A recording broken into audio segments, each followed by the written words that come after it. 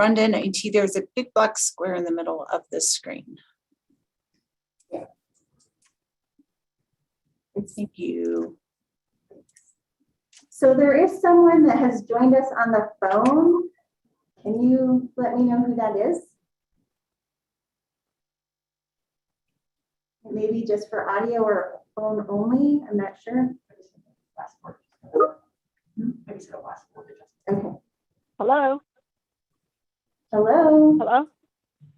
This is Judy, County Board of Supervisor. I'm on the phone. Okay, thank you.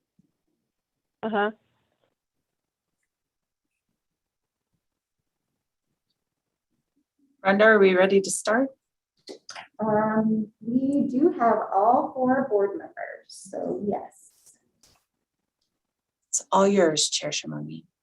Thank you, Heather. Hi, everybody. Good morning. I'd like to call this meeting to order. This is the Monday, November 22nd Mountain Line Board meeting. And I want to remind the public that the board may move into executive session on topics on the agenda if we so need to. With that, can we get roll call? Yes, thank you, Chairman and members of the board.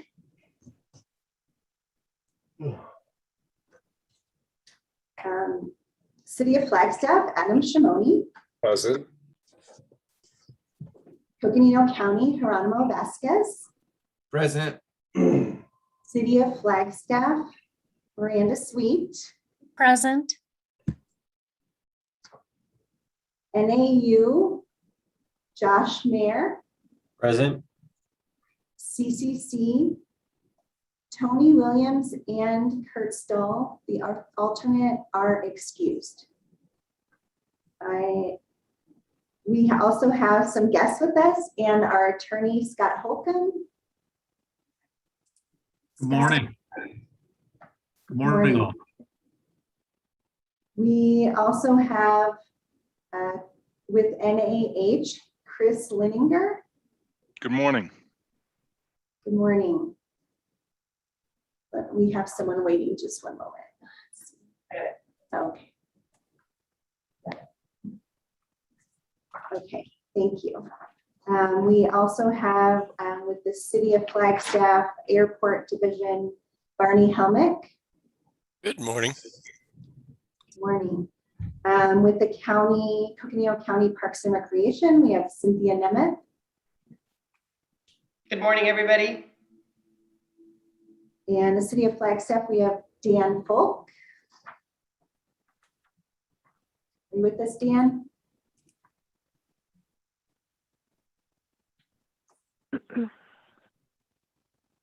Dan might be a minute late. We just ended a city meeting internally. Okay, he's on. He's probably just, it doesn't look like his sound is on yet. So, okay. And then Jeff Bowman, I'm not sure if he's going to join us from the city in case there's questions. And then Andrew Iacona from NAU is expected in case there's questions in one of the progress reports and later on. And then we also have Supervisor Judy Bigay on the phone. Are you there, Supervisor Bigay? Good morning. Hello, morning. everyone. And we have staff here in the training room and on Zoom. And who is that? And staff. Okay, we are good to go. Thank you. Thank you, Rhonda, and welcome everybody. So glad you all are able to join us. We have a very good meeting ahead of us with a lot of really important topics. But without further ado, let's move on to agenda item number 3, which is our safety minute with Sam Short. Thank you, Mr. Chair and members of the board. The November safety minute is on cold stress hazards. So cold weather and environments pose many hazards to employees who work in these conditions. A cold environment forces the body to work harder to maintain its temperature. Each unique situation needs to be analyzed and addressed individually to keep employees safe. Frostbite is an injury to the body that is caused by freezing. Frostbite causes a loss of feeling and color in the affected areas. It most often affects the nose, ears, cheeks, chin, fingers, or toes. Frostbite can lead to permanent damage or amputation to the affected area. Hypothermia is occurred when exposed to cold temperatures. Your body begins to lose heat faster than it can be produced. Prolonged exposure to cold will eventually use up your body's stored energy. The result is hypothermia or abnormally low body temperature. A body temperature that is too low affects the brain, making the victim unable to think clearly or move well. Here are some practices you can use to prevent cold stress hazards. Eliminate or limit work as much as possible when extremely cold temperatures are present.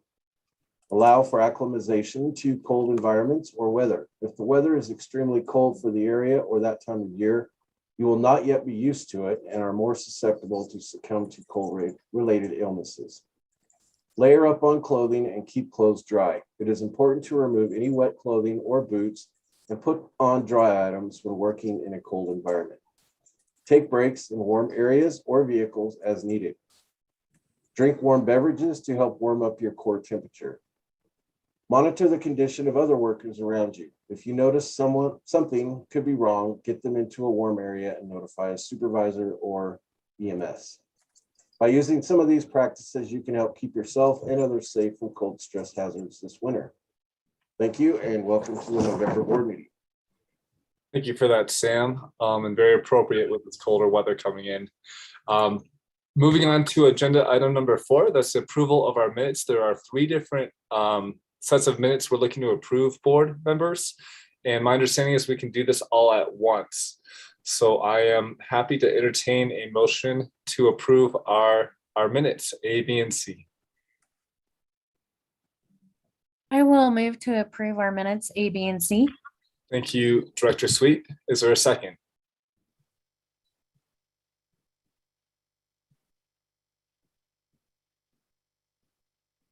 Other board members still sleeping? Or Second. thank you, Director Vasquez. Any further discussion? All those in favor, say aye. Aye. Aye. All those opposed?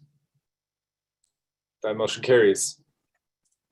And Heather, just to confirm, is it the board members on the call today? Is it myself, Director Sweet, Director Vasquez? Is there someone else too? Well, we have Josh Mayer sitting in Josh as Mayer. an alternate for NAU. Great. Okay, that's right. I did see Josh's face. Very good. Thank you. Okay, moving on to agenda item number 5. This is service to proposed Northern Arizona Healthcare Campus. The board may provide direction, but there is no recommendation from staff at this time. Kate, take it away. Yeah, thank you. So this is follow-up from a request from the board to hear from NAH about their proposal and timeline, as well as potential interest from the county, an airport and an extension, and then finally what the permitting process for the NAH facility looks like. So we have a number of guest speakers. I'm going to ask that we hold questions in the interest of time until they all go through. And I'll go ahead and turn it over to Chris to start us off. Perfect. Thank you, Kate. Next slide. And next slide. As many of you may be aware, there's been certainly a lot of talk over the last 8 to 9 months since Northern Arizona Healthcare submitted applications to the city for rezoning and entitlements related to a potential development of this 180 acres or so north of Fort Tuthill County Park. The intent around this, the application and what we would like to do in this area is to create a comprehensive health and wellness village. That would be anchored by a replacement hospital for the existing Flagstaff Medical Center, as well as a robust ambulatory platform, which we currently do not have the space to build out and do not have in one consistent, cohesive location, or with the ability to deliver comprehensive ambulatory services for the Flagstaff community as well as Northern Arizona. You can see those two buildings in purple right towards the center of the screen, just above the number 7. You can see the large green area around that, which especially towards the back of that, number 5 is about 30 acres of what we're referring to as a wellness retreat, with the intent of keeping that undeveloped, perhaps extending some trails throughout there for walking and outdoors, but ultimately not looking to develop or build actual buildings in that area. As we further orient, you can see I-17 cutting through the middle of the screen. South is on your left and north is on your right. So to the north of that hospital and replacement ambulatory campus would be a couple of parcels of mixed use, commercial, potentially a hotel for guests, family members staying to visit folks in the hospital. But this would ultimately be things of a little bit higher density. There would be some residential in this area as well. Again, the intent here is with this concept of a health and wellness village, that everything would be centered around health and well-being. So there would be a targeted effort to bring in mixed use or commercial that aligns with that vision, and not just any commercial development would be sought to fill those spaces. Towards the left, as we get into some of the orange buildings around 8 and 9, you can see another potential hotel for guests. The reason that we're showing 2 here is that more than 60% of the inpatient population at Flagstaff Medical Center does come from outside of the actual Flagstaff city limits and surrounding area. So we do have a number of visitors to the area trying to see loved ones who are in the hospital. The clinical partnerships, which is largely in that orange area, would be exactly as it says, not things that are completely delivered by Northern Arizona Healthcare, but services that could be done in partnership in conjunction with NAH or independent for that matter, but would align to things that naturally need to be close to medical center and facilities. This could be partnerships with various organizations. NAU is one that comes to mind, as well as others in the area. There's been talk about things like a high altitude training center. We already know that we have a lot of athletes coming to the Flagstaff area due to our elevation. So those are just some thoughts or ideas that could go into there. And then finally, on the far left there in the blue buildings would be an area for research and development. Again, continuing with that mindset of health and wellness, but ultimately partners, whether it be existing in the area like GORE or TGen, or being able to attract new partners in that area of health and wellness and research and innovation. Again, being close to not only the health center, but also the outdoors, as we would tie into Flagstaff Urban Trail System, as well as work in partnership with the county parks. Next slide. As this was really formed to be more of a discussion around schedule, we wanted to kind of highlight here, you see in the very center at that darkest red area, the number 7, that is just a conceptual block that represents the hospital and ambulatory building.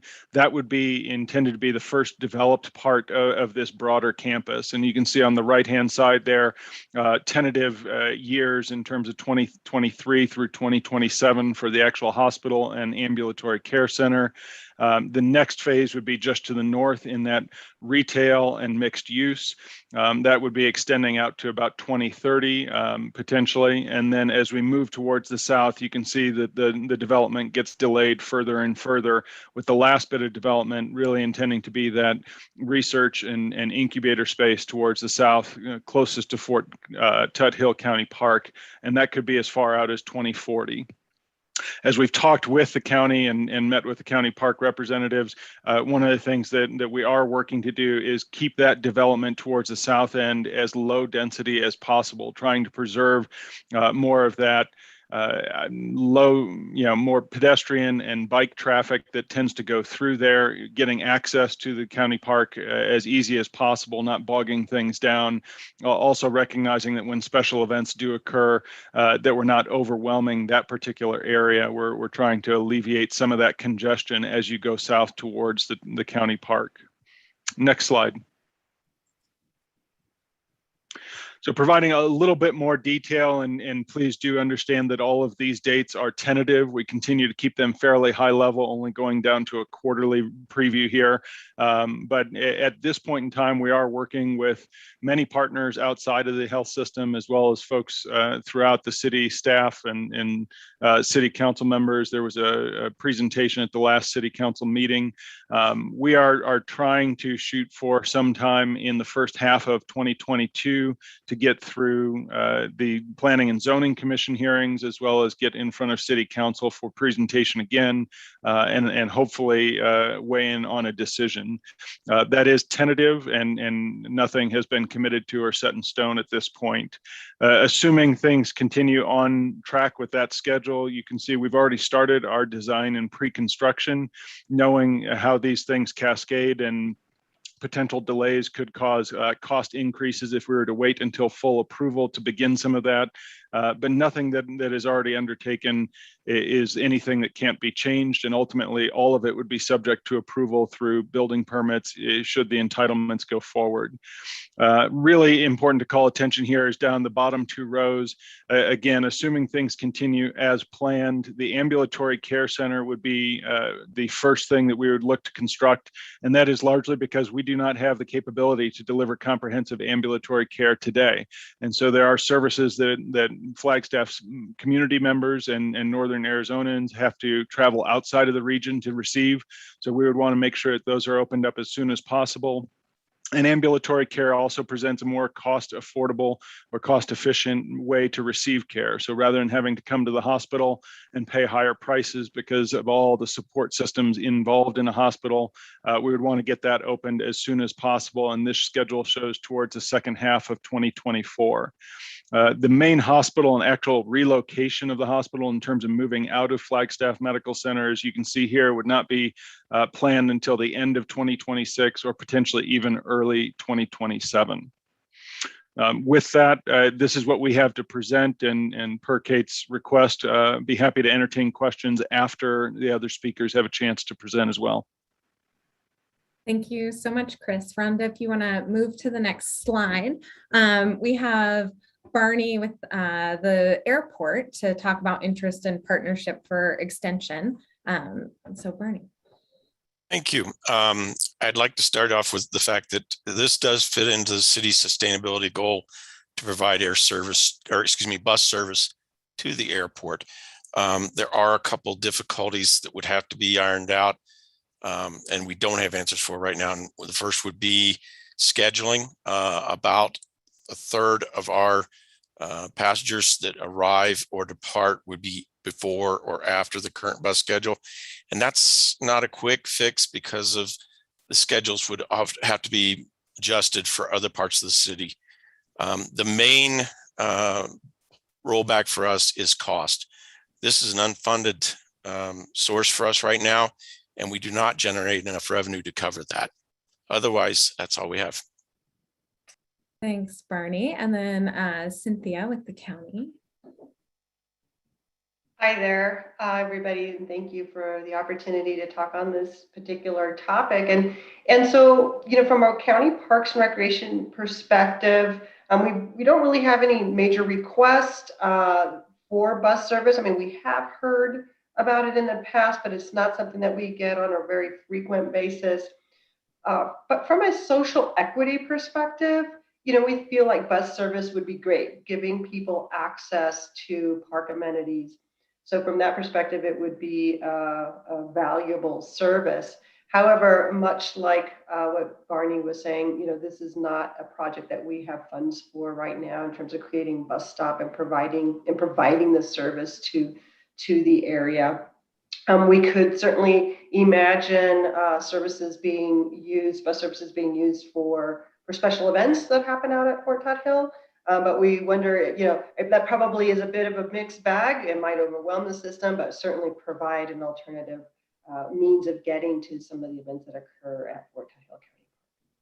And that's what we have. Thank you. Thank you so much. And then Tiffany is not with us today, but Dan Folk has graciously joined us. So Dan, if you don't mind talking about the permitting process for us. Good morning, everybody. Yeah, Tiffany is off this week, so I'm filling in for Tiffany. But I can give you a little update on the applications that have been received. Tiffany is the SPOC on this, the single point of contact. So if you have questions on the city review, you should always direct that to Tiffany Antol. So there's 3 applications that are in review. One is to rezone the property from rural residential to, I believe it's highway commercial and research and development. There's a second application for a specific plan. And this specific plan is going to provide more detail than a normal specific plan. It's going to be very closely tied to the zoning, and it'll include development regulations for those zone districts, things such as height and other density intensity type measures. And then the third application is a minor amendment to the regional plan to relocate an activity center. I believe it's to relocate that activity center, not necessarily to. It might be to change the status of that activity center. We have regional, we have suburban, we have different types of activity centers. And so I believe that needs to be modified as part of the request as well. And so all of those are in review. There's a bunch of different impact analyses tied to those 3 applications. Transportation is one of those. I know Jeff Bauman, our traffic engineer, has been working closely with the Northern Arizona Healthcare team. They have a great transportation consultant. And then all the other typical impact analysis that you would anticipate, utilities, forest resources, those are all tied to the rezoning. And then the plan amendment type things have different impact analyses on public services, things like schools and some other things. And I know they've given us an economic impact analysis as well. So there's a lot of work going on. So let me know what questions you have for us right now. And could you real briefly speak to the findings required for like zone changes, and are there 3 findings? And I think the board's interested in that. Thank you. There are. It's always a little dangerous when I don't have my zoning code open in front of me. But the 3 general findings to rezone property are: 1, there needs to be a finding that it's consistent with the regional plan. And so that's a pretty broad topic there, goals and policies of the regional plan. There's a finding that the infrastructure and facilities are or will be in place to support the proposed uses. So that's things like roads, utilities, emergency services. And then the third finding is a general consistency with the zoning code, I believe, is the third finding. And we typically do that through kind of a site planning process. This one's a little different because obviously it's a development of regional impact is what I call it. So those are the 3 findings that'll be considered on the rezoning question. Thank you, Dan. I appreciate that. And thanks for coming today. Rhonda, will you move forward to the next slide?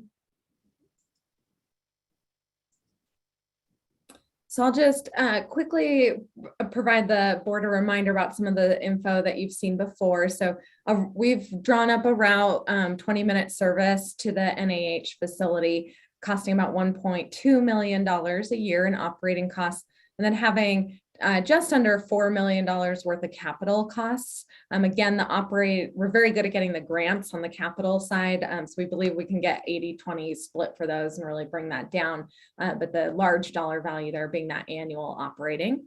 Next slide. And we also did look at what it would take to extend that to the airport, and the cost does go up to 1.4 million from the 1.2 on the previous slide, and then the capital costs go up again accordingly. Same thing here, we're quite good at getting those competitive grants to cover capital costs. So hopefully we can bring that down and just need the 20% match for that. But the 1.4 million operating is the large concern there. Next slide. So we did provide to City Council and the City Manager some options about how to move forward, wanting to be very transparent that the current transit tax doesn't have the capacity to support the operations of the new route. We're very open and flexible about ways to try to find funding for the new route. So we've provided a couple ideas. NAH could be required through the development agreement process to fund the service. Alternatively, there could be some sort of special taxing district or utility fee established so that a whole area that was served could support that and not just the hospital alone.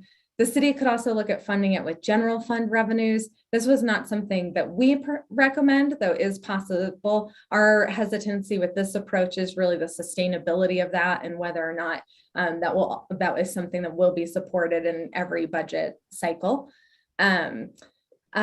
We could also look at reallocating existing transit service with the transit tax funds. That would basically mean service cuts to other areas.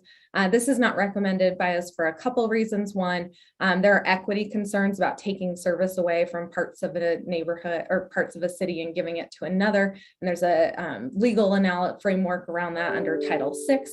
There's also, we've also spent 20 years trying to build up frequency in the system. And so then to start taking frequency away is not aligned with what we've been working towards. And then finally, we could not have any service or plan for service out to the hospital. And that's also not recommended because we believe it would become an issue once the hospitals open, that Mountain Line and the city would then be forced to deal with without a plan in advance. So we do want to be very flexible and open to ideas. And our main request really is that there is a plan identified with whatever funding mechanism for service before approvals are put in place. Next slide, Rhonda. So that's the end. I believe everyone has stayed on the call in case there's questions for any of our guest speakers today. And again, just really want to thank them all for showing up to have this dialogue. So thank you, Chair. Turn it back. Hey, thank you so much. And thank you to all of our partners and Chris, especially to NAH for being part of this conversation with us today. This is a very important conversation for the board. And I think that transit and public and Mountain Line have a big role in the big move that you all are making. So it's good that we're all on the same page as we move forward. So board members, questions, comments, what are your thoughts?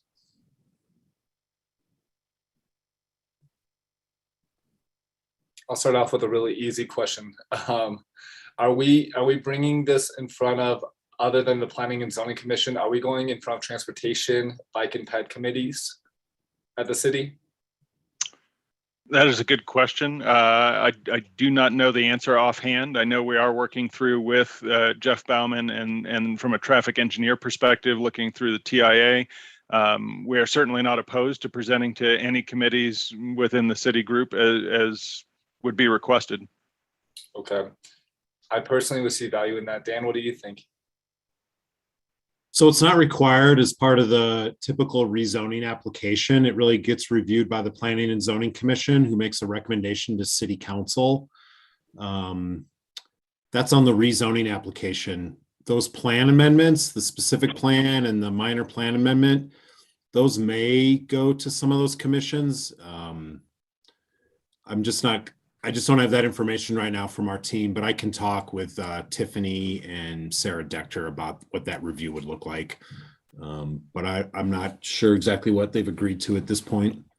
Okay, and Dan and Chris, it was mentioned that I think PNC was in Q1 of 2022, right? So that's coming up in a handful of months, right? Yes, and again, I would just emphasize those are very tentative. We continue to work with Tiffany and are trying to be as judicious as possible as we would like to get this going, but also understand the size and impact to the broader community.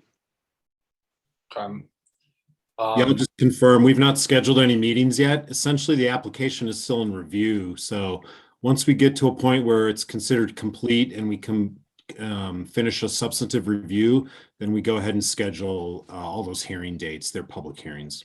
And there's going to be a series that are required at both P&Z and council.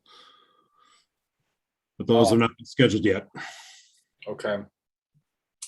Board members, who else has a comment or a thought that they'd like to share?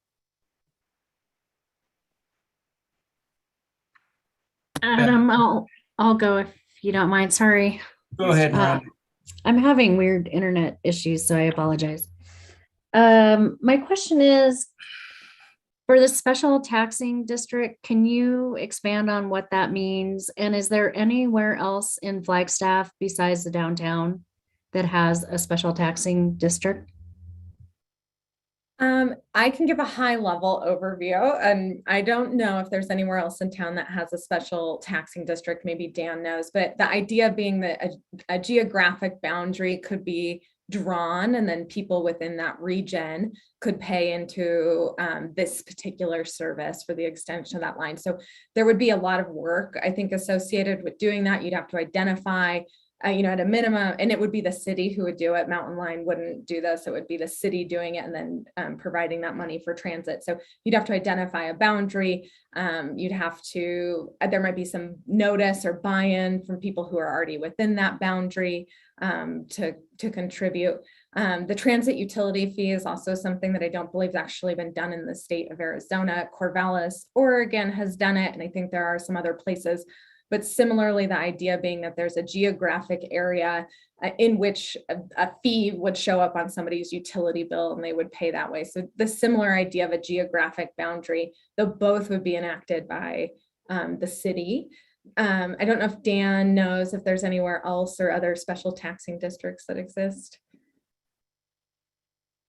Yeah, this is really a better question for Rick Tatter, our finance director or management services director. You can do, I'm just barely aware of some of these different improvement districts. I think we've done some improvement districts in Flagstaff where certain owners contribute to pay for infrastructure. I think Sawmill had a special improvement district.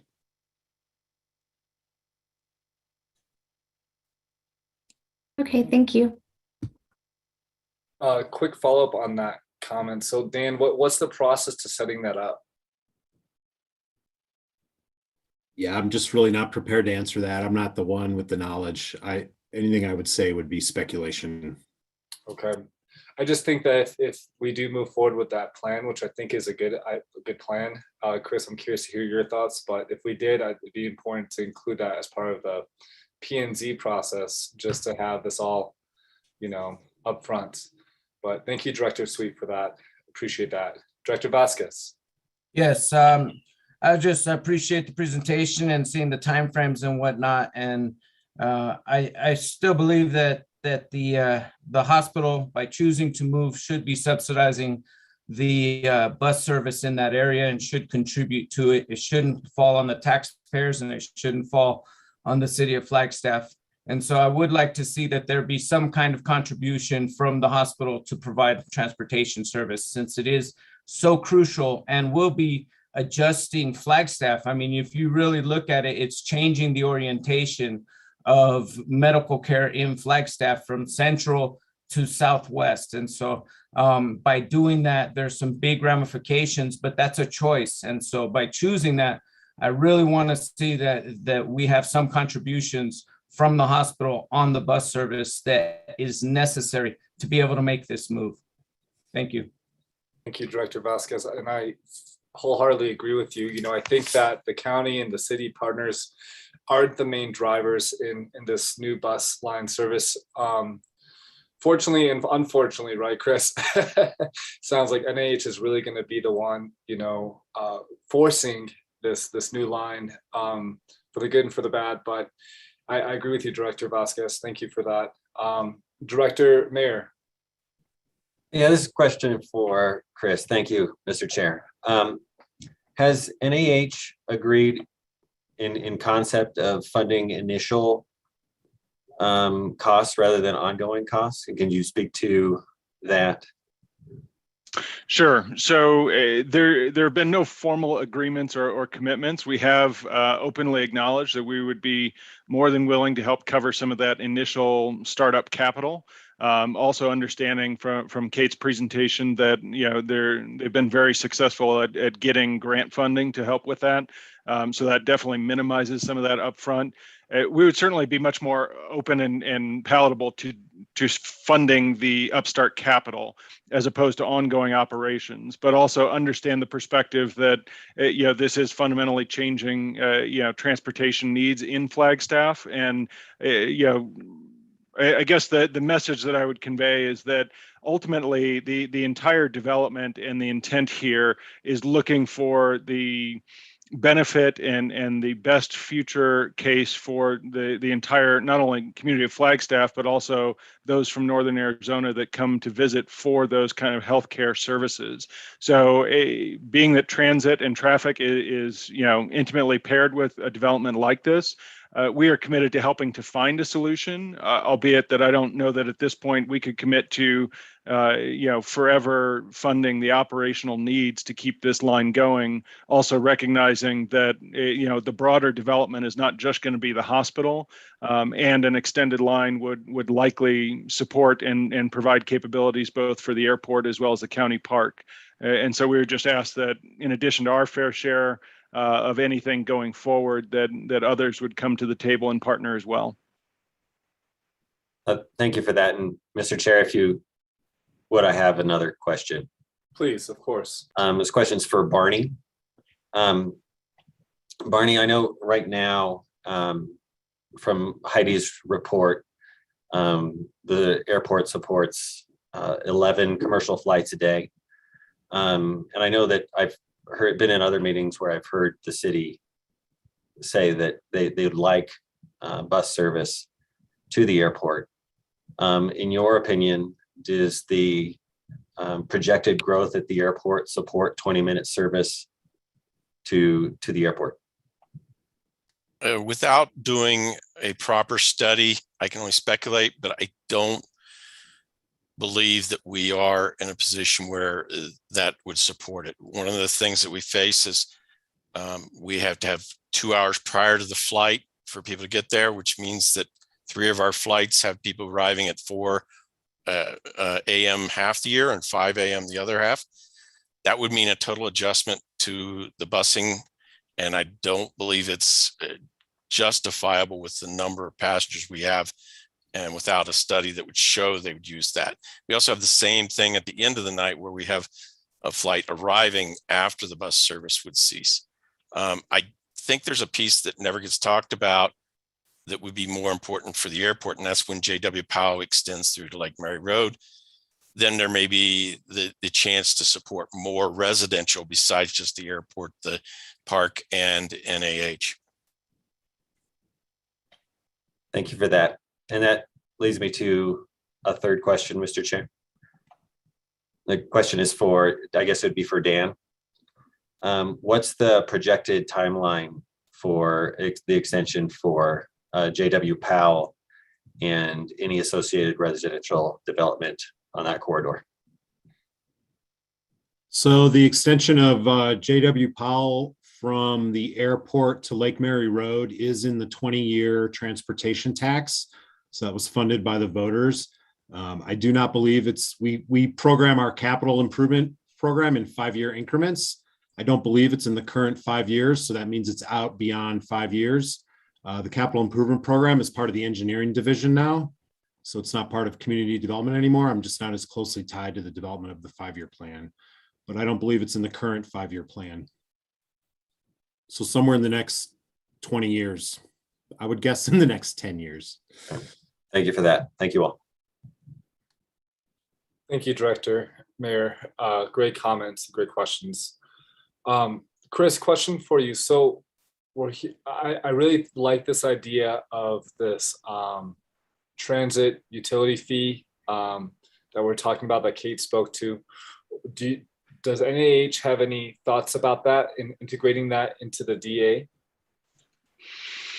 From what I understand of that mechanism going forward, we would not be opposed. Obviously that would then help in being able to share the operational costs across a greater number of users in that immediate area. And I'm confident that we would like to explore that further and at this point have no objections to incorporating that into a development agreement. That's great to hear.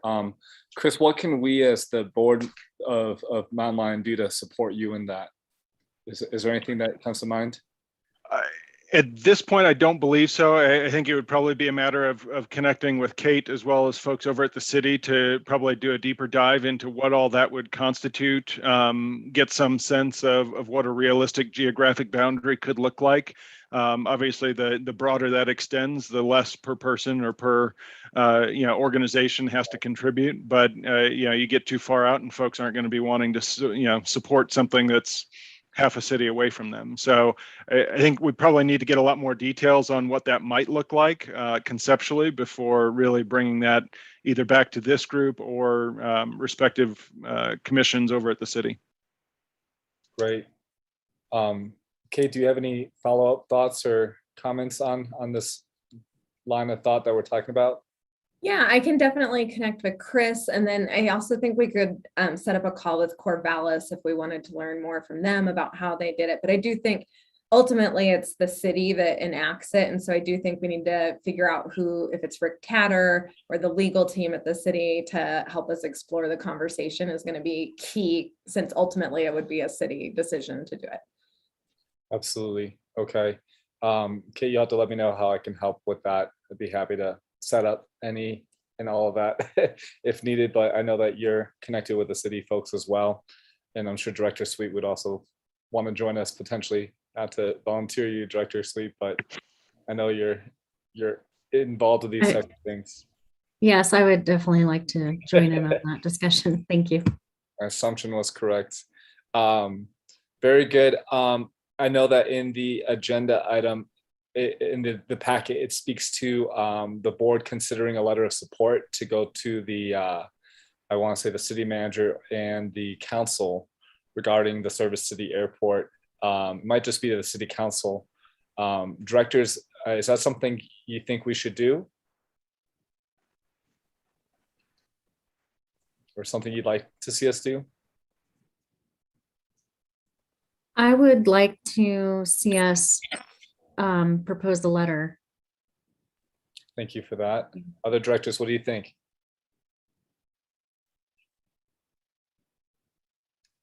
I would have to see the content of the letter before I could give a firm yes or no. Director Mayer, are you supportive of the general idea of creating this like tax district and having Mountain Line be financially contributing towards transit needs as part of the DA? Again, I'd have to have more detail.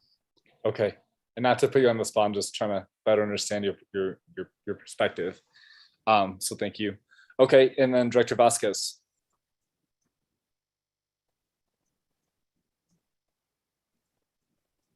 Sorry. So if I understand right, you're asking for a letter to propose a tax district for transportation?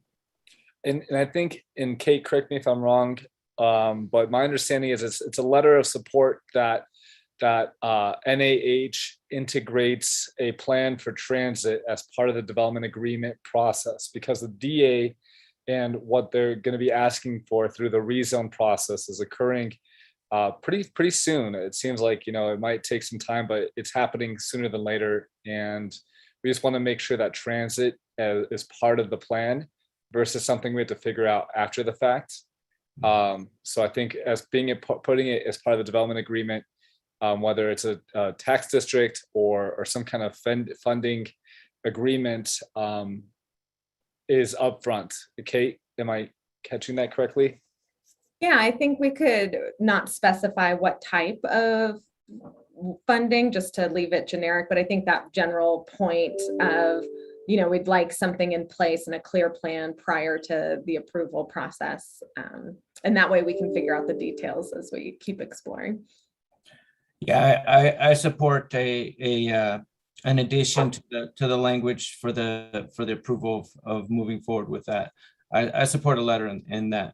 And leaving that flexibility to work out what's the best way for everybody involved to make it happen. But I definitely think that transportation needs to be part of this overall development plan. Thank you. And Chris, to you and your team, I want to just, again, thank you all for your time today, and then also for your time at the recent council meeting. It was a really good discussion that we had at the council meeting, and then also today. And it sounds like there's pretty unanimous support for Mountain Line and transit to be at the core of the plans moving forward, at least, as part of the plans. But appreciate your time. Chris, any other comments, thoughts that you'd like to share with this group? No, just on behalf of the entire organization, want to thank all of you for inviting us, hearing our presentation and really understanding what it is we're trying to do and why we're trying to do this in terms of benefiting, again, not only Flagstaff, but all those who come to visit Flagstaff throughout Northern Arizona. So thank you for your time. Thank you. And before we leave this agenda item, Kate, maybe when we have a draft letter, you can send it to the board of directors and giving us a chance to kind of weigh in on it before it goes to the council. Absolutely. That'd be great. Very good. Thank you all. Anything else on this agenda item? Kate, did we cover it all? We are good to move on. Thank you, Chair. Great. Thank you all who joined us for this conversation, to our partners at the county and the city, Barney, everyone. We really appreciate it. Chris, I'm very excited about the plans moving forward with NAH and the future campus. And I am hopeful that we're going to be able to integrate something that's going to make this work for the whole community with transit at the core. Thank you. Thank you. All right. Have a great day, everybody. Okay, moving on to the next agenda item, item number 6, which is our transit tax discussion. The board may provide direction, but there is no recommendation from staff at this time. Heather, take it away. Good morning, Mr. Chairman, members of the board. I have a brief presentation on the status of transit tax as part of a bigger discussion about what we should be doing next. Next slide. In 2008, we renewed the tax question that had been established in 2000. That tax question in 2008 provided both renewal and expansion, and that expansion was for additional services and capital. And you may recall that was about 5 questions that were approved, each generating revenue in separate buckets for separate purposes. When we renewed that tax, I will just point out, we did not increase the base tax. So our transit tax was based on the same cost of programs and services as established under the first question in 2000. You can see some facts on things that have changed since 2008 on the screen. Our transit tax need has grown from roughly $3.1 million to $5.2 million per year. That's a 70% growth in the amount of transit tax we're using for operating our programs and services. We currently are spending roughly 83% of the annual tax that we collect on our operations of programs. The tax as it's set and collected should be adequate to pay for both operating and capital programs. Next slide, please. This expansion list is captured from the AECOM 5-year planning presentation that was conducted last year. Want to point out a couple of things that if we explore other revenues to pay for these services, all taxes and bonding actually have to be approved or enacted by one or more of our partners, because Mountain Line as an agency actually has no taxing or bonding authority. The expansion items that are listed here, the different funding sources that we may develop to support these items, they're going to take time for us to explore, and it's going to take us time to develop a very clear recommendation on what those revenue sources might be. Next slide, please. Sorry, my notes and the slides are not synced up. This is actually the slide from AECOM, so I apologize. And you can see here the various funding sources that we could be pursuing per AECOM's presentation. Next slide.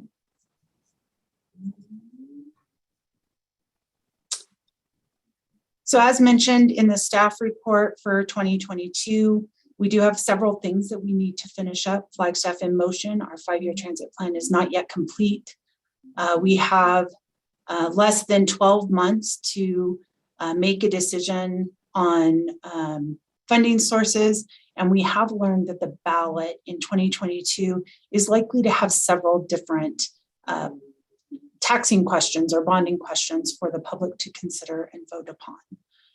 So we heard from the city manager's office through our transit advisory committee that time is of the essence.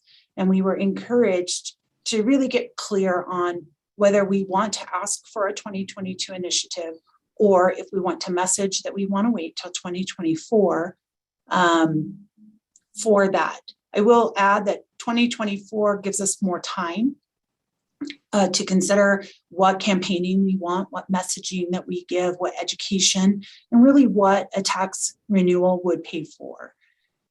The problem is that 2024 potentially puts us back to back for our renewal questions. So remember, the 2016 renewal moved us to 2030. So the current transit tax expires in 2030. We do need to go back for that renewal. I did share with Chair Shimoni that one potential with 2024 is that we could not just expand. We could go with not just the expansion, but also the renewal question, and still have time to go back to separate those issues if needed. Next slide.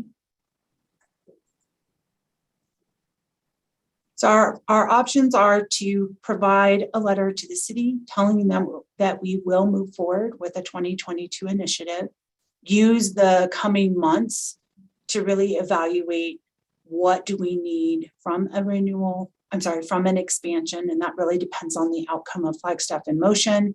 It also does depend upon the development agreement and the conversation we just had about NAH as well.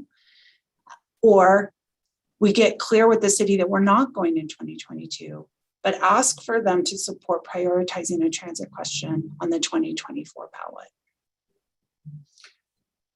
Next slide. So ultimately, if the board supports waiting to 2024, we do recommend a letter to the city signed by myself and the board chair to make it clear that we plan to wait and that we are asking for them to, one, approve as best they can. I know that they can't approve now, but really approve 2024's ballot question and for prioritizing that question. Of course, the other option is still available that we could say to the city in a letter that we want to move forward in 2022.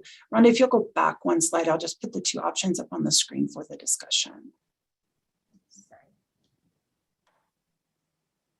That's everything that I have to offer. I will just footnote that one of the triggers for getting this on the agenda right away is actually the NAH discussion.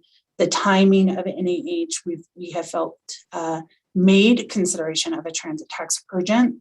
Based on the timeline presented, we feel like maybe we have more time than we initially thought.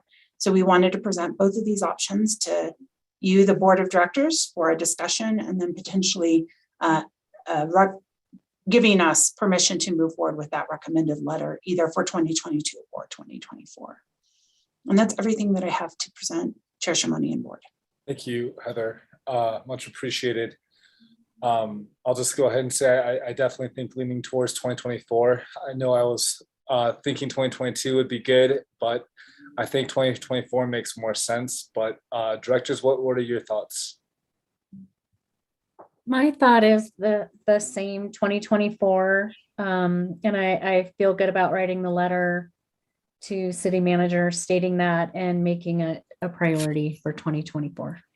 Thank you. Director Mayer. Thank you, Mr. Chair. I have a question for either of our city representatives. Can you speak to the number of bonding questions that may be on the ballot for 2022? I was afraid you were going to ask from the city. I was afraid you were going to ask that. You know, we're still up in the air. There's a lot that we're talking about. There's about 3 different infrastructure bonds that we're considering. One for police and fire and first responders, one for wastewater, and one for stormwater. So those are just infrastructure related. There's also a public service component to the first responder piece. There's a sustainability consideration of a bond, and there's also the housing bond, which I'm pretty certain is definitely at minimum going to be on that ballot. Director Sweet, what am I missing? I think From what I'm recalling, you have it all. The infrastructure ones are, they're pretty big and important. So I'm worried that if we try and put this on there, it's going to get buried by those other infrastructure ones. And Director Mayor, just to remind you and everybody else, you know, the city didn't put anything on the ballot last cycle in 2020 because of COVID and the pandemic. We didn't think it was appropriate to be asking the public for that kind of support. So there is a little bit of a backlog, as you can tell. Yeah, thank you for that. And do you know, can you speak to the timeline for when those are a go or not a go? I know that the city's planning for creating a bond committee currently that's going to be reviewing these and bringing them back to the city council. I don't know when off the top of my head, Director Sweet, do you recall? I don't. I think we just left it at that committee was being formed. But yeah, time is of the essence. I mean, we're like, what, a year out or so, less than a year at this point, huh? So we're moving, but yeah, I don't know the exact timeline. Thank you both. Director Mayor, did you have any comment to the 2022 versus 2024 for Mountain Line? Just given the number of bonding questions, tax questions that are likely in the pipeline for 2022, I think 2024 is probably going to be better. But I'd like to see, you know, what the timeline for, you know, a lot of these other potential questions end up. But for now, 2024. Thank you. And you know, in my mind, there's never a good time, right? There's never like a clear, like, yeah, this is the best. Yeah. But I think it makes more sense in my mind that, you know, 2024 gives our team more time to really prep and come up with a good campaign and really, you know, make sure that we're successful in the effort. Director Vasquez, thoughts? Yeah, I just agree with everybody else. I think 2024 makes more sense. Plus, it gives us a little more time to plan it out and build a campaign that can be successful. Thank you. Heather, do we have direction? I have direction. I will draft up a letter, send it via email for quick review, and then Adam work with you to have that signed so that we can get it to the city manager before the holidays, meaning December's holidays, not November's. Any other comments on this topic before we move on? Okay, I think we're good. Thank you. Thank you. Director Sweet, we're good? Yeah, okay. Moving on to agenda item number 7, the Downtown Connection Center. The board may provide direction, but there is, again, no recommendation from staff at this time. Deputy General Manager Kate, take it away. Thank you. We have some exciting updates and want to just share the latest graphics as well. But Ron, if you'll move to the next slide. We have gotten our concept plan approved by the city and are moving forward for a Planning and Zoning Commission hearing on December 8th. Interestingly, we needed an approval for our parking reduction by the city council. And so we're now tentatively scheduled for city council December 7th. So we'll go for our parking approvals with the city council December 7th. Planning and Zoning Commission will hear it December 8th. And then if the council wants to let the Planning and Zoning Commission decision stand, we'll have our approvals. But if the council would like to refer it back to them for any final changes, we will do that after the Planning and Zoning Commission meeting. But what you have in front of you is the concept plan. So you see the building over there on the west side, still over towards Milton. The 13 bus bays in the middle, along with Kiss and Ride. We still have some capacity to partner with our regional providers like Flix and Greyhound, as well as some tour buses as we grow fully into the 13 spaces over time. And then put flexibility in the way that Kiss and Ride area, which is a loading or drop-off zone, could be used in the future. You see the civic space option getting to the desires of the South Side community, and then the existing parking lot as you move over towards the east. Up above, You see an area slated for surface parking, and then in a purple dashed line, an area for a potential future parking garage. Our proposal is that all the parking be delivered by the city of Flagstaff. And instead, Mountain Line would pay a fee for all the displaced parking that we displace with the use of the transit center. And there's a couple reasons that we've proposed to that. One is the grant allows us to pay for the displacement of parking. So we essentially pay for those spaces or for the construction of those new spaces through our displacement fee. But it allows us to wrap up our grant in a more expedited timeframe, which is good for us getting future grants. So for example, that area that's up on the north is the area that will be used for the longest period of time for construction of the Rio de Flag project.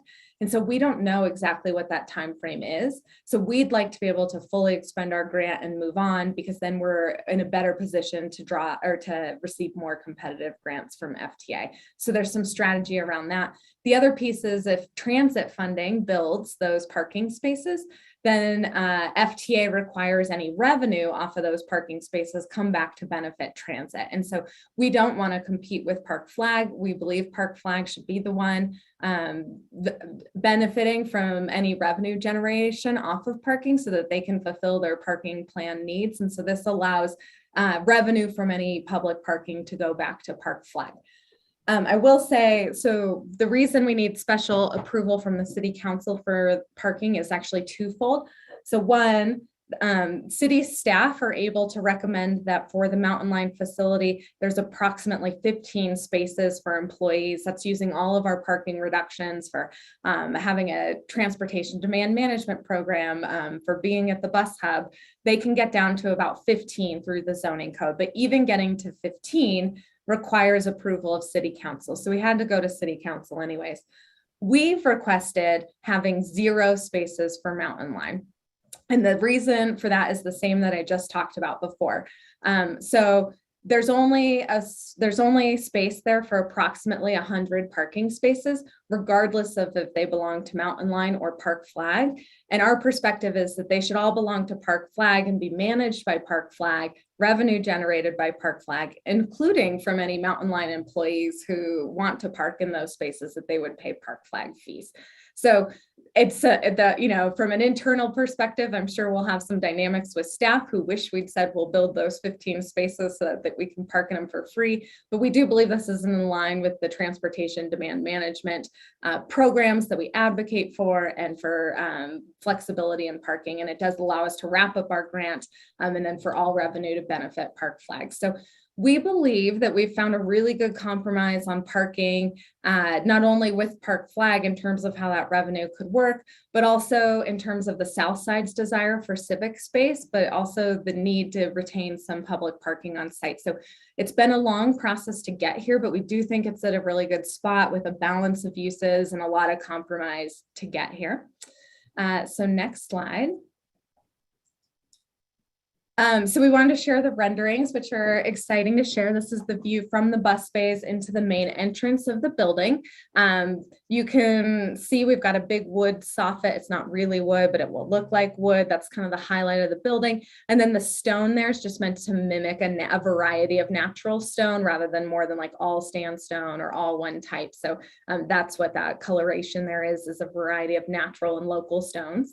I will say we worked hard and tried to figure out how to have a more universal access design into this building, which would be a ramp instead of stairs, and then a separate space for people who cannot use stairs.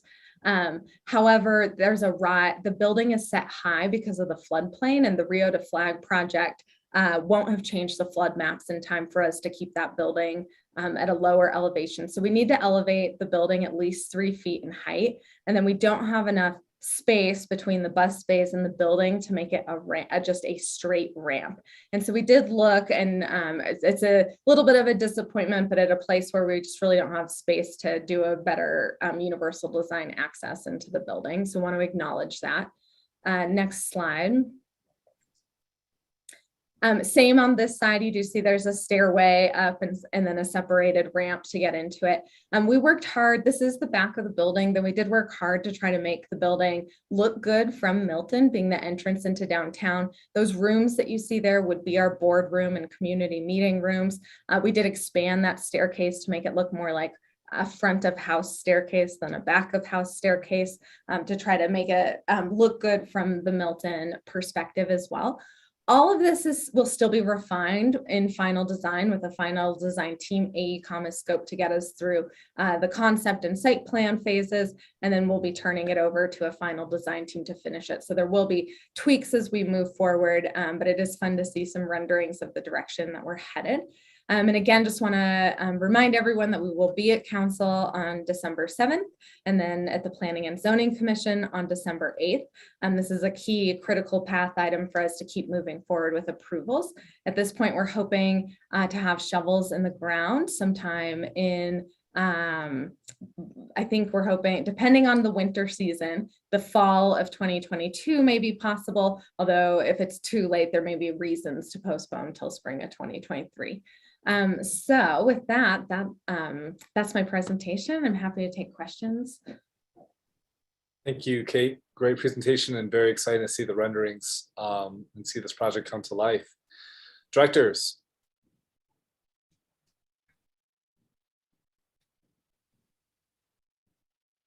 Good job. It's pretty cool to see construction out there.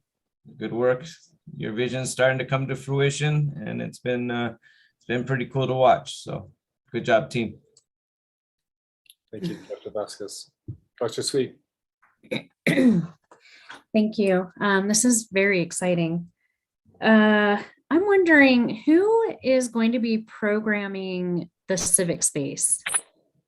Yeah, discussions with the city manager have been that Mountain Line would build the civic space.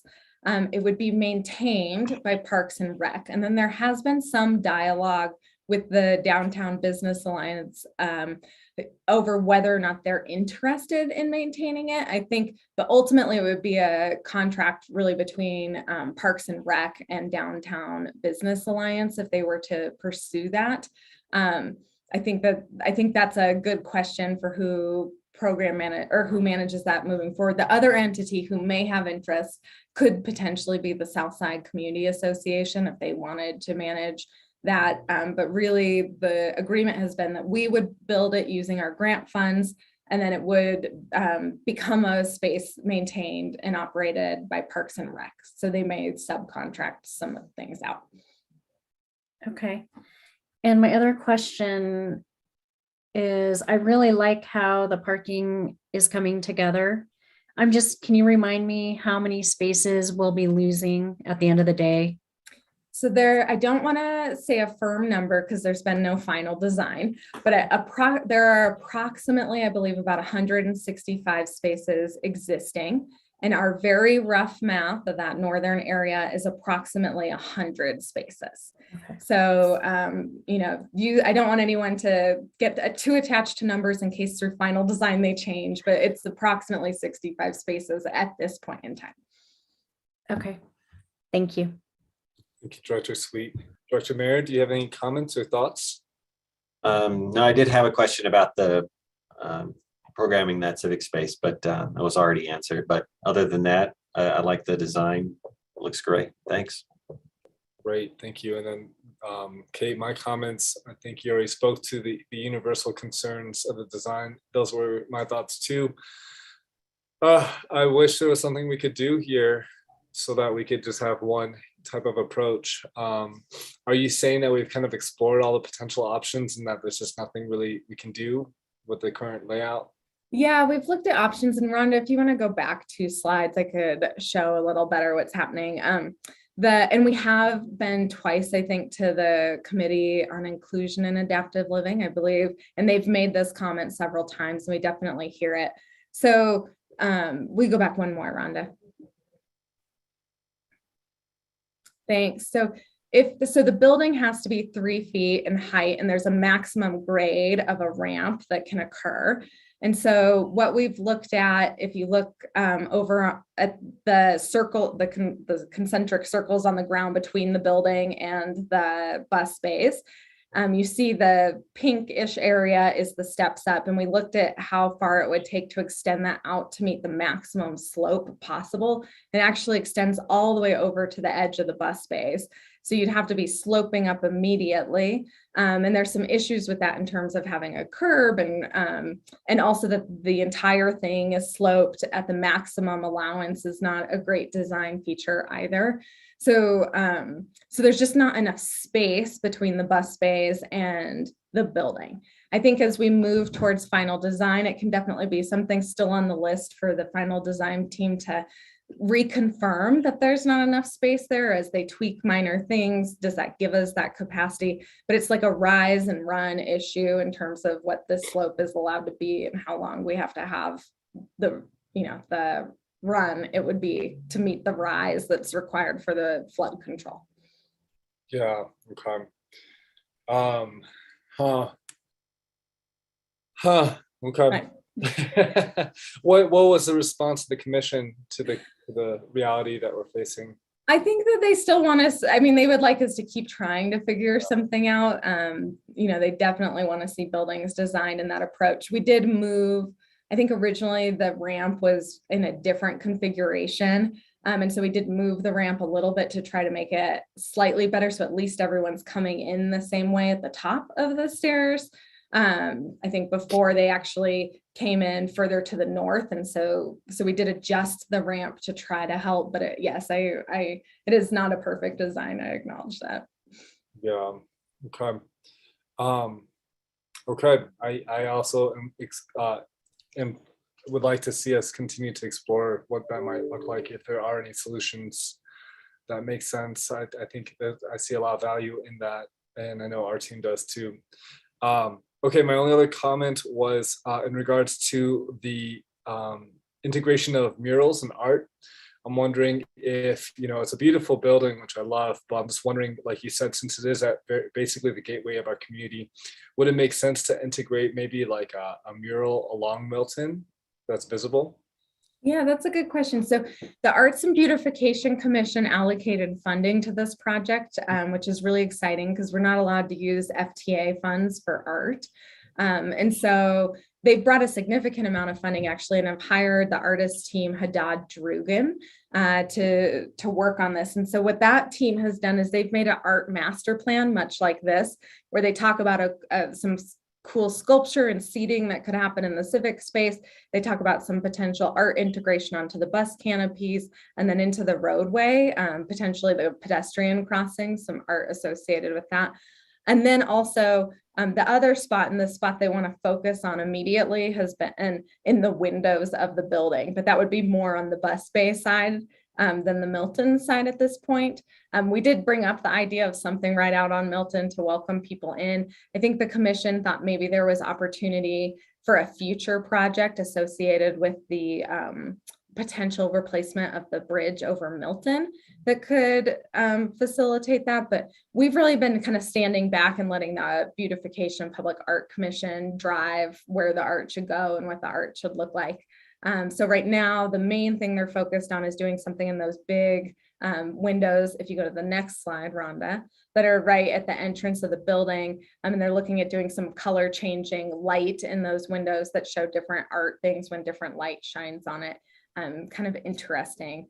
But yeah, this artist team did not really jump on doing something on the Milton side in their master plan.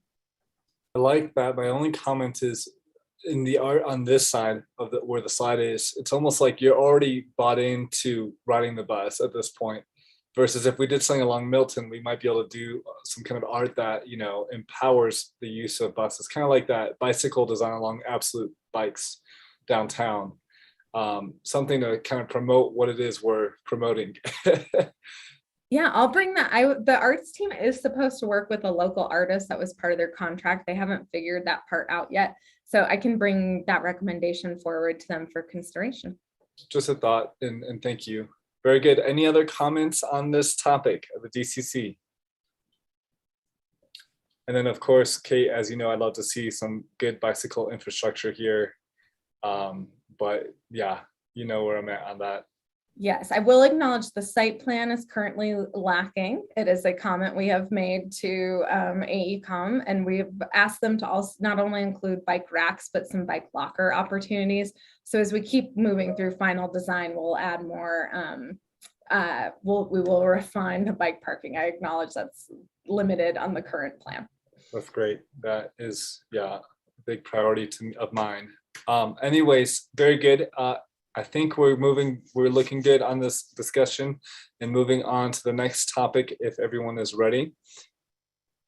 Let's move on to item number 8 on our agenda, which is recruitment and retention strategies. The board may provide direction again, but there is no recommendation from staff at this time. And this conversation will be led by CEO Heather Domelin. Great. Thank you all.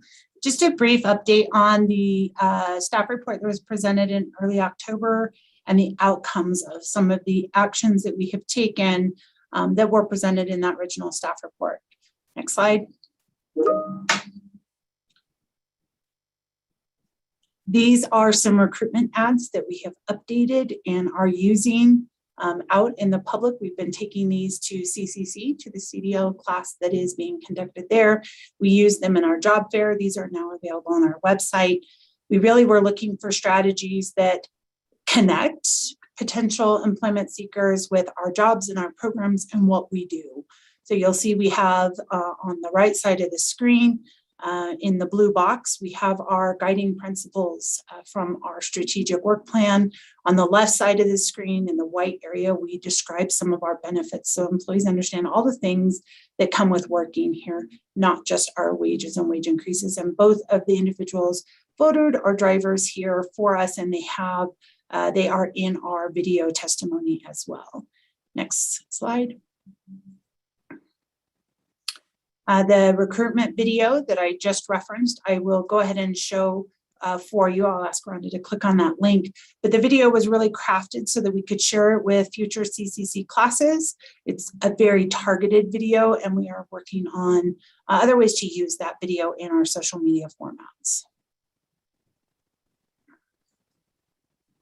Working in Flagstaff as a Mountain Line bus operator is always a smart career move. I got into the teaching program at NAU. Well, I had lost my job after 28 years. This job to me really was a blessing. Mountain Line has given me the flexibility to actually take courses full-time and have that downtime with family. Said you told me 5 years ago that I would have ended up my working career driving a bus. I probably would have told you were crazy, but it's been great. It's a well-paying job.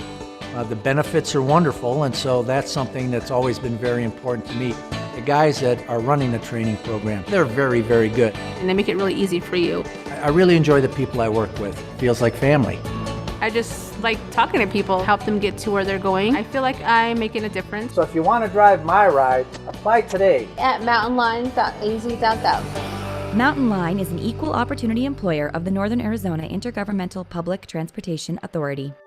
Congratulations on getting your CDL license. I would like to invite you to check out Mountain Line Transit right here in Flagstaff with a job that would fit your schedule. We'll train you to drive our buses here, and it'll be fun, rewarding, exciting, and very reliable for a new career.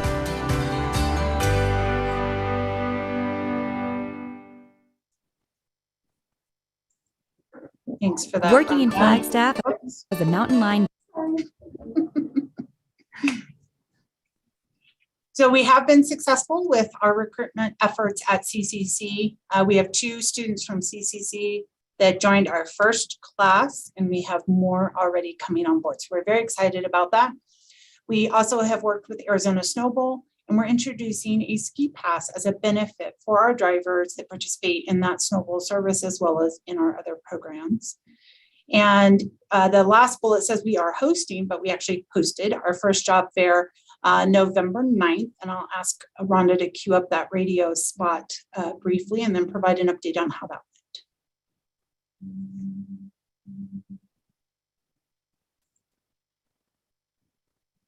Looking for a job where you can make a difference and get excellent pay and great benefits? Join the Mountain Line team as a transit driver. Swing by our job fair on Tuesday, November 9th from 10 to 3 at 3773 North Caspar Drive to learn more about our flexible schedules, paid training, and even do an initial interview. Visit www.mountainline.az.gov/jobs for a full list of available jobs. Drive your way to a rewarding career with Mountain Line. So I'll thank Jackie and our marketing folks for some very excellent recruitment tools. The job fair, I think we're all calling it a success. We had 6 people participate over the 5 hours.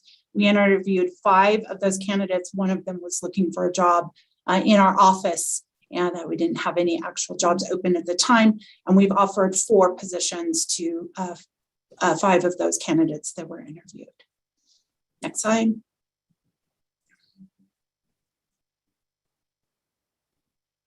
So the pay increase that you authorized in early October has gone a long way. We had 5 staff members that were threatening to leave the agency, and I will add that all 5 of them have worked for us for more than 7 years. Since increasing the pay, we've received dozens of applications, and we've been able to fill 2 training classes. So at the time that this slide, we had 8 new staff hired. They actually started on Monday, and we ended up with 6 new staff hired on Monday. 2 of them have moved outward into our December class, and we've added 3 people from the job fair to that class as well. So we have a second class starting in December. So that's really going to get us to that 11 people that we needed. We'll continue to use many of these strategies as we move forward in an effort to get fully staffed so everybody can enjoy a balance of work and home life. Next slide.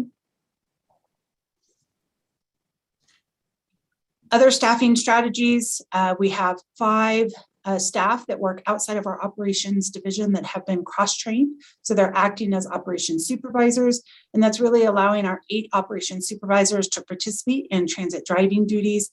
This is lowering our demand for overtime from our staff, and hopefully is an effort to prevent some of the burnout that we were starting to experience. We've developed a second chance hiring policy and modified our termination policy to allow for people to return to employment. We actually are in conversations with 4 people that have left over the last couple of years for minor concerns in an effort to bring them back under that second chance policy. Next slide.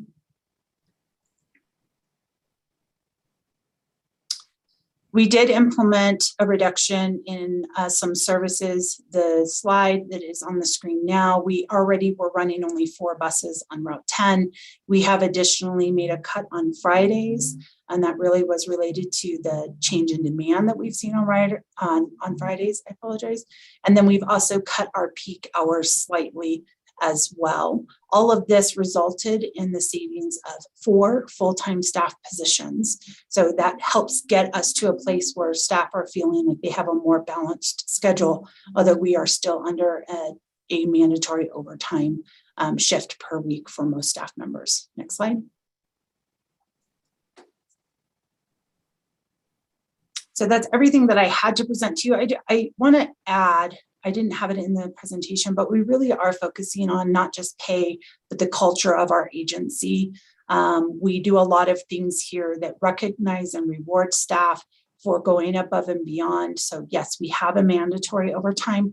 However, we also put it out and we're paying a stipend for staff who are willing to step up and take overtime on their choice, trying to balance out who is working that overtime. We have gratitude programs here, including gift cards that any manager can grab. We have thank you notes. We bring in food and drinks on a pretty regular basis. And I just wanted to point that out because that's not really part of this recruitment and retention strategy specifically. It's something that we are working very hard to do as an agency to create a culture that people want to work in. And I know both the radio ad and the video that was shown to you really talks about why people want to work here, and we want to continue to facilitate that. So with that, that's everything that I have on this particular topic, but I'd be happy to answer any questions that you might have. Thank you, Heather. Director Mayer.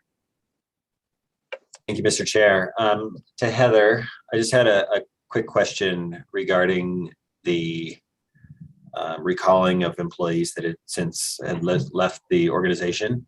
Can you speak to the nature of what would be considered a minor infraction? Absolutely. Thank you for asking. It's really staff that left without notice.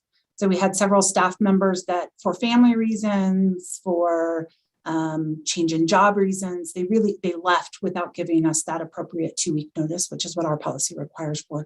But we have some other things, attendance infractions. So we're talking to them about why they had attendance issues and attempting to bring them back.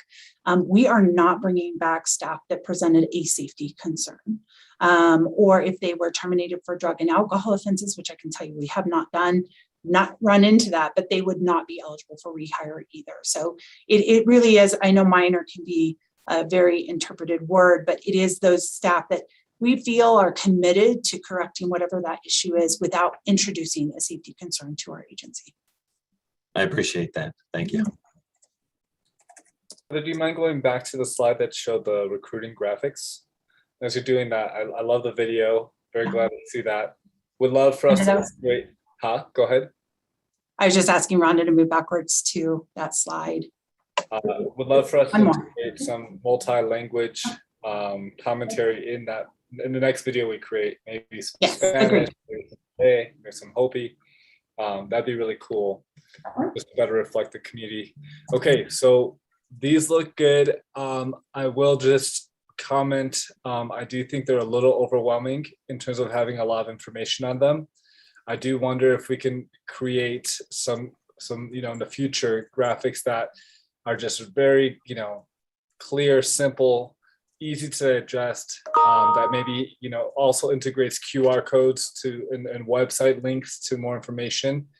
Something that someone can just catch their attention, be empowered, take their phone out, scan a QR, and then dive into this additional information. I do see value in all this information when it comes to certain locations, but I also think a nice complement to this would be just a simple, real simple and clear marketing graphic. I just know that often it's easy to overwhelm people with too much information.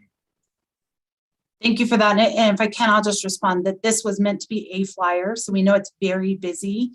We are using advertisements that are more in line, Chair Shimoni, with your suggestion as well. I did not have any of the visual ads that we are using. This is really a tool that we developed to get to more of those details. So it is very busy because we want to talk about all the benefits of working forces. So this is meant to be a very 8x11 2-sided flyer that we're handing out as part of jobs. But the advertisements that we have in our vehicle and on our social media are more targeted. Okay, very good to hear that. And in addition to what we have here, like on these flyers, it would be great to implement QR codes moving forward. Yep, that's a great idea. Yeah, I've been seeing that more and more on TV commercials and such, like saying scan the QR code now. Yes, and it's just super engaging, and it's exciting that folks are integrating that more and more and empowering folks through the QR. Anyways, those were my comments. Thank you. Any other comments? Real quick, I really appreciate what advertising you've done. And, when I'm on my social media, I have seen the ads. It has caught my eye, and I like who you're targeting. I think that that's very appropriate. And to be honest, when I listened to the radio commercial, it got me. I was like, well, it makes me want to apply. So I think you're doing a great job. I think you're reaching the right segment of our community. And I like all of Adam's suggestions. I agree with all of that, but I think you've done a wonderful job with this. Thank you. Thank you. Thank you, Director Sweet. Director Vasquez.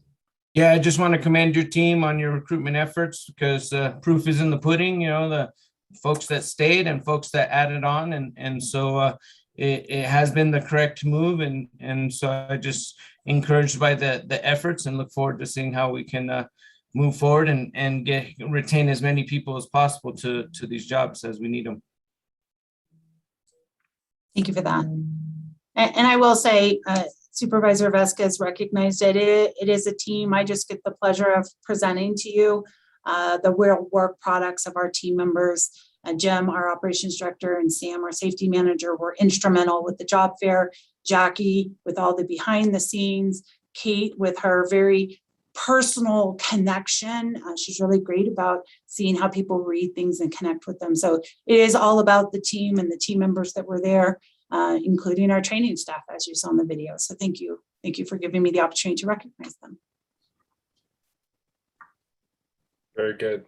Okay, let's move on down to agenda item 9. If we're ready for that. And that's our safety plan implementation with Sam Short, our safety manager. The board may provide direction, but there is no recommendation at this time. Go ahead, Sam. Next slide, please. Thank you, Mr. Chair. So as outlined in previous progress reports, the Mountain Lion Safety Plan was adopted by the board in November of 2020. Since that time, we've been focusing on implementing that plan throughout the Mountain Lion service area. Next slide, please. So one of the main focuses in the Mountain Lion Safety Plan is the emphasis on employee safety reporting program. So this program is designed to give employees as well as customers as many different ways as we can possibly give them to report safety and security concerns. One of these ways is the Mountain Lion Safety Committee. So the Mountain Lion Safety Committee was actually formed in August of 2019 in anticipation of having to have a safety plan the following year. So the safety committee is comprised of multiple employees, which represent all departments and divisions throughout Mountain Lion. And it's good to have all those employees together in one group so we can all work together to mitigate safety and security issues. So one of the employee safety reporting program things that we've done is implement CSAY Now. CSAY Now is a mobile phone app that you can download to your phone and use that app to report real-time information regarding safety and security concerns. You can give kudos for employees. You can even contact the police department directly from that app on their non-emergency line. So it's very helpful in getting real-time information from the field. And we also have safety and security report forms throughout Mountain Lion properties. These forms are meant so the employees can pick up the form, report a safety or security issue, and then drop them in the box, and they can either choose to report the safety or security concern anonymously, or they can put their name on the card when they drop it in the box, and then we will respond to them on what we did as a committee or by myself to mitigate that issue. Next slide, please. Chair Shimoni, I knew you would love this when you mentioned the QR code. So this is one thing that the CSAY Now folks gave us to put in our buses, and they also gave us a bunch of business card size information with these QR codes on them. So we have signs in the buses, and we also have business cards that have these QR codes on them. So if somebody doesn't want to download the app onto their phone, they can either scan this QR code that's in the bus, or they can take the business card with the QR code on it for later and use it whenever they want to report a safety or security concern. So these reports would go to the same place if they sent them by the app or using the QR code. Next slide, please. So some of the other things we've done as far as the safety plan implementation, for the last 2 fiscal years, we've given the TAC and board members an annual safety report. So on this report, we give accidents, how many number of accidents we have, the accidents per mile, the severity of accidents, any trends in the accident, whether it be by location or type, as well as workplace injuries, and also if there's any trends by type or location on the workplace injuries as well. We've also had multiple staff and leadership safety trainings, and we also have open safety discussions in every meeting. Also in every meeting, we have a safety minute, which is read generally in the beginning, and especially in our operations meetings, we have an open floor, open forum where bus operators or any staff in that meeting can bring out safety and security concerns without fear of reprisal from any staff. Also recently, we did have a triennial review conducted by the FTA, and our safety report was found to have no findings, their term, in our safety report, as well as any other findings throughout the organization. Next slide. So that is all I have. Is there any questions? Any questions, directors? It's a great presentation, Sam, and I think I don't have any questions at this time, but I'll give directors another 30 seconds.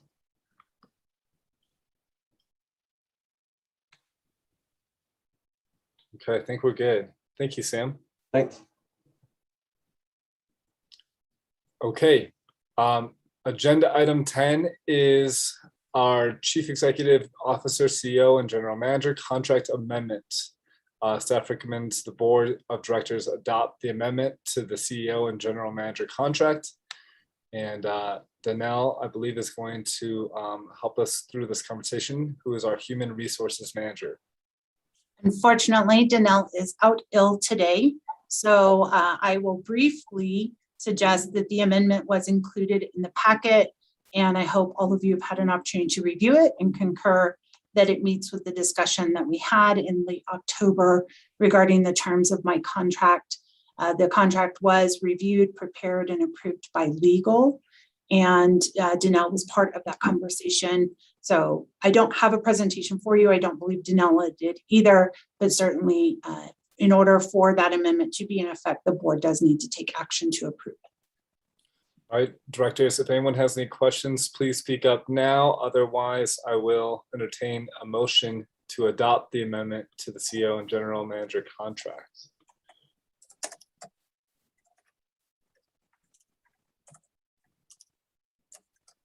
Hearing no questions, is there a motion?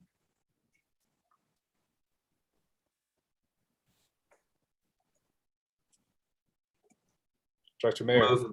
I'll move to adopt the amendment to the CEO and General Manager's contract. Thank you. We have a motion by Director Mayor. Is there a second? I'll second. I think Director Vasquez beat you by a second. By a second. All those in favor say aye. Aye. Aye. Those opposed? That motion carries. Thank you very much. Okay, that brings us down to our progress reports, which Heather, I think, is going to go through very briefly on a very high level, but directors, if anyone does have any questions or comments, we can definitely dive into some of these. I know I definitely have some comments and questions, but Heather, go ahead. So we don't have any prepared presentations, so I'll just briefly stop on each one to see if you have comments before we move on to the next. And I want to just give us all a reminder, we have roughly 23 minutes to tie up the meeting, so we do have some time to go over these. So the first progress report was mobile technology upgrades, and I know Jackie is here today if you have questions. Unfortunately, John is, well, not unfortunately, John is out today for Thanksgiving holiday. I do have a couple comments on this one. Let me see. I like the two technology pieces. I do have concerns, Jackie, about the promotion of the new app, the video that is on the website that the agency provides. I think serves a certain population. If folks haven't seen that video, it's linked in the progress report, but it speaks to a certain type of individual, but I don't think it will necessarily hit our broader population and especially our clientele. So I think if possible, we can maybe do a small handful of videos featuring locals speaking in different languages as to how to utilize it at a very high level. You know, they don't have to go into half as much detail as the video on the app website has, but I think just that could really help.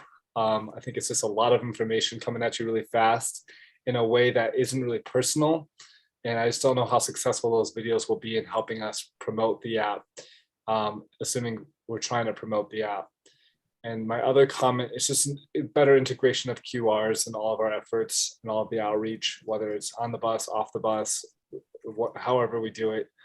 Like we've talked about, you know how I feel about the QRs. And then let me just think if there's anything else on this topic. Any other comments from the directors on the mobile technology upgrades?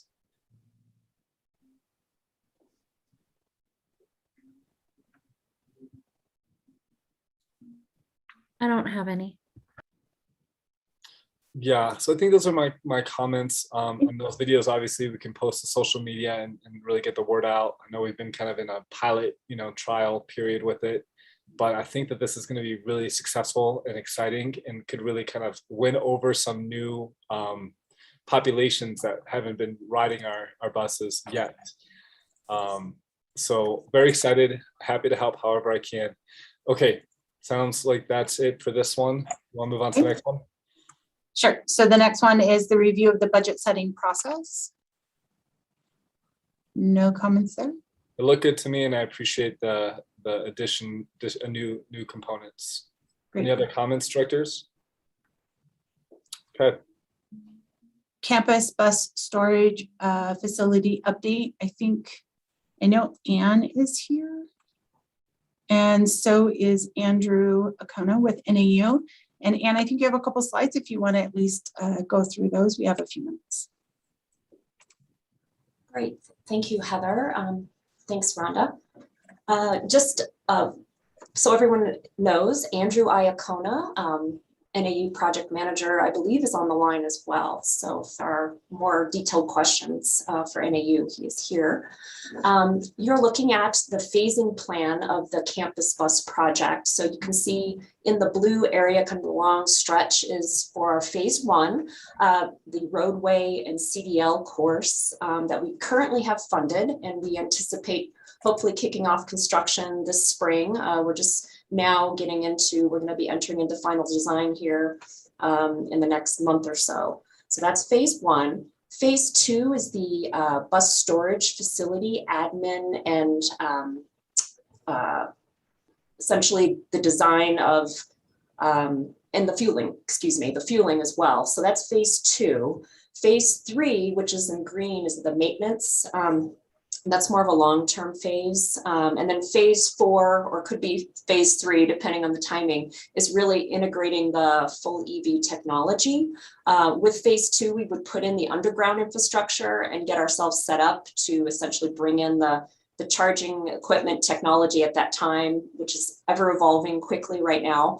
So phase 2 is actually what we just put in a grant for with the FTA grant that was due last week with NAU. Next slide, please, Rhonda. What you're looking at here is actually the admin, bus storage, and in the very background is the future maintenance. You can see there's kind of one long roof line that's, intent is to be solar. And then the bus facility is, laid out so buses can come in and fuel with the diesel. We have hybrid diesel buses right now, so we would need to fuel on site and then come in and actually would build a bus wash as part of phase 2, and then so clean up and then go to bed at night, so to speak, for the buses. And so NAU would have up to 27 buses here, and the facility would actually store up to 10 of our articulated buses long-term. Next slide, I believe there's one more. And then at the end here is really just a really great rendering that HDR, the engineering firm that's doing the work, provided for us to show kind of the aesthetics of the building, which NAU weighed in on in terms of the design. It will be a net zero facility and potentially minimally LEED silver, but it likely will potentially be up to LEED platinum. And then there's one more slide. And this is the night vision with some snow that we all hope we might get from time to time. So again, the intent is to use, minimize the footprint the best that we can on such a large facility and incorporate, detention has native plants and works around the trees the minimal trees that we would remove as part of the facility. Andrew, I don't know if you have anything you would like to add. I know this is a little bit spontaneous. Yeah, great presentation. And with that, I would definitely welcome any questions. And thank you for the presentation. Really appreciate your work on this. And Andrew, and the partnership with NAU is very exciting. It was very exciting to see the letter of support from President Cruz in our packets. And yeah, very excited about this effort. What was the white stuff on the ground in this last image? I think it's something called snow. I haven't heard of, I don't know what that is. Directors, any questions or comments on this?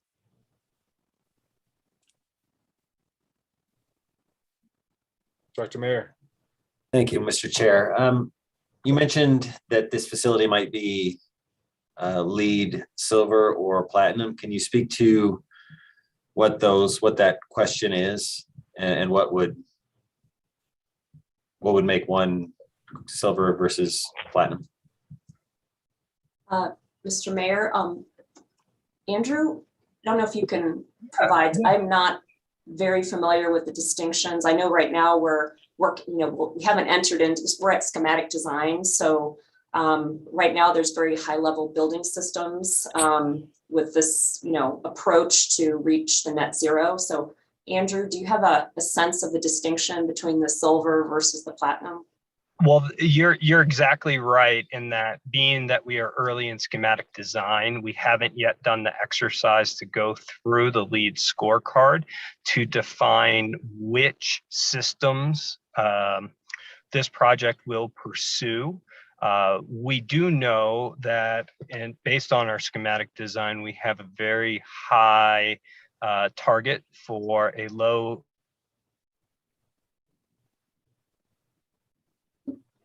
Oh, Andrew, did we lose you? Andrew, can you hear us?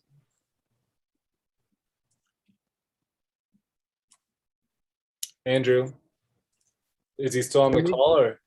I am. Okay, you're saying you had a very high target for a very low, I think. Energy use intensity for the project. When we take out the charging component, it is very likely that we'll be closer to gold, if not platinum for this. Silver is just a bare minimum standard. So we aren't looking at it from a standpoint of the difference between the two as much as it is. We want to make this the most sustainable facility we can build. And with doing so, we'll likely land somewhere higher than the bare minimum. Thank you for that. Thank you, Director Mayer, for that comment and question. I fully agree with that train of thought and hope that we can continue to lead by example through our innovation in our buildings that we do on campus. That's great. And do you know when this might come back to us for another update? Yes, Chair Simone, we are working on an IGA right now with NAU that is in review for construction for phase 1, the road access and CDL. So there would be an opportunity to weigh in and provide guidance. I believe January we're targeting for that next step with NAU. And then as far as waiting to hear about the future facility, we have to wait to hear about the grant that was just submitted, which we anticipate hearing back, we would think, after the holidays. Maybe Heather has some guidelines on that. But yeah, that's really would be the key next steps. We already have HDRs under contract with NAU under our current IGA for the design of the whole facility. So, we're able to proceed very smoothly through final design for this phase 1. And then if we are notified of award, we could then initiate the final design process for phase 2 and then bring back, milestones for the board to weigh in on. Very good, thank you. Any other comments or questions? All right, thank you very much. Chair Shimoni, I will just add that we anticipate hearing on that grant in April or May of 2022. All right, next progress report is the Park Flag Eco Pass promotion. just pause to see if there's any questions or comments. My only comment on this, Jackie, first of all, thank you for all of your work on this. There's been a great group of folks working on this, and I'm very proud of the efforts that have transpired. I'd love for us to figure out a way to do some kind of Spanish translation on some of this outreach. Maybe even just put on our website that folks can go to if they, scan a QR code for Spanish, rather than, printing out additional flyers.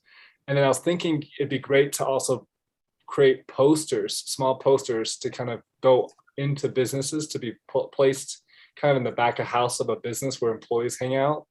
With a very clear, communicative graphic, simple, to the point, again, utilizing QRs for more information on our website, and also linking to additional languages.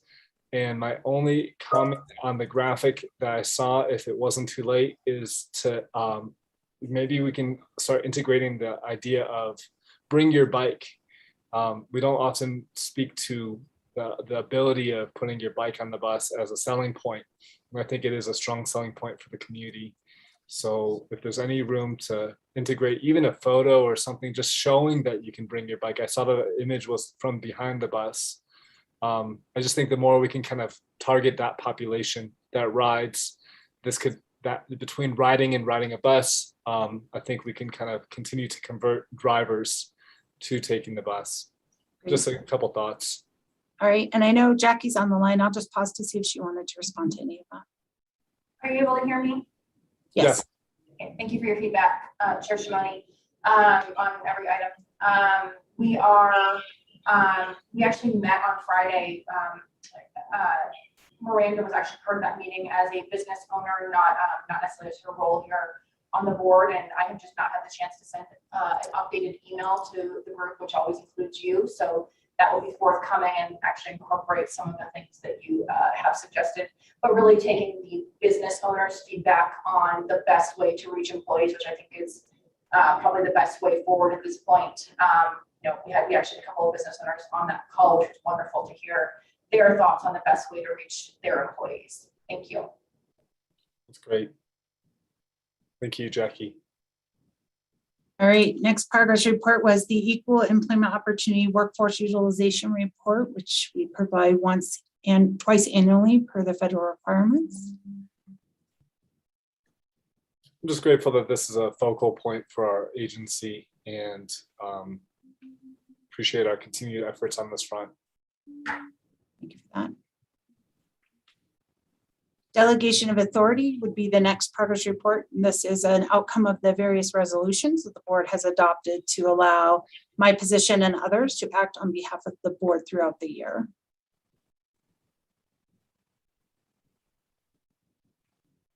All right, last progress report is current events. And I just have a couple items I'd like to highlight for you. I want to take a moment and thank Jackie. So Jackie's not on video today because Jackie is sitting in the training room running our technology as our IT team members are out enjoying the Thanksgiving holiday. And I want to thank Jackie for making that possible and taking on those duties. Quickly, Mountain Lion partnered with the city, the county, and Flagstaff Family Food Center to host a Stuff the Bus food drive on November 13th at Plaza Safeway. We're proud to continue with this holiday tradition and help our community with food donations. The Infrastructure Investment and Job Acts, the IIJA, was passed on November 5th and will offer a new 5-year surface transportation authorization worth more than $91 billion to be available to federal transit programs between 2022 and 2026. That's an increase of about $12 billion annually, increasing to $22 billion by fiscal year 2026. What does that mean for Mountain Lion? About a 30% increase in our appropriation in the first year and a 3% increase in subsequent years, totaling about $9 million overall. That $9 million can be used for both operating as well as our capital programs in the future years. And we have sent well-deserved thank yous to our legislators who worked so hard to see the bill passed, as well as our local officials for supporting our efforts. And the last item I'll highlight is our wellness team has kicked off the Aerobic Winter Challenge. We actually have 38 team members participating. That does include family of some employees. The total makes up about a third of our employees here at Mountain Line. And I want to congratulate Rhonda and Len, who are leading the effort and really spent the time in the hallways and via email and phone calls, connecting with each team member, Mountain Line team member, to encourage participation in this wellness effort. And with that, I'd be happy to answer any questions on other items in the current events, but those were the ones I selected to highlight today. That's great, Heather. Thank you for that. Really good updates. Any comments, directors, or questions? Not hearing any. I think we can keep moving. Great. Okay, so the next item on our agenda as we start to wrap this meeting up is to schedule next meeting date and identify agenda items. Heather, do you want to speak to this? So we will not have a December meeting. So enjoy your holidays off without Mountain Line business. And tentatively, the draft agenda is on the screen, and I think in your packet. We'll continue fine-tuning this over the next 30 days.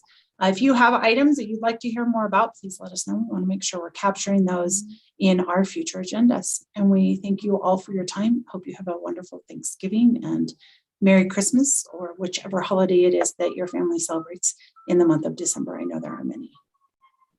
Very good. Thank you all so much. Happy holidays. Be well. See you in a little while, and have a great rest of your days, everybody. We are adjourned.